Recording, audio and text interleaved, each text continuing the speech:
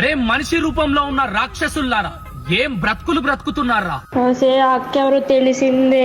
Photo తీసి photo కూడా చూసాము మేము. అన్ని చూసుకుందాం, ప్రూఫ్లు కూడా ఉన్నాయి. 300 వీడియోలు బయటకు వచ్చినాయి అంట.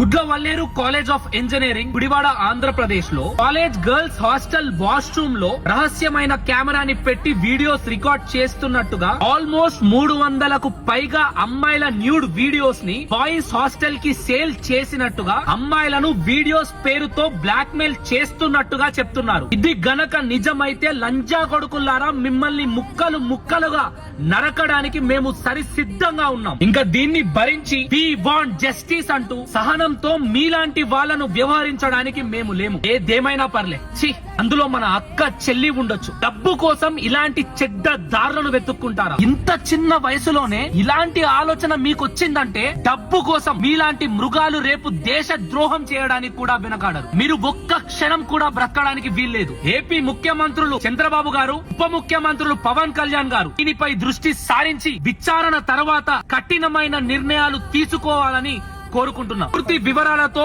వేదాంత్ మీడియా ఏపీకి వస్తుంది. ఇది గనక నిజమైతే సహనం సమాధి చేస్తాం, మీ ప్రాణాలను అంతం చేస్తాం.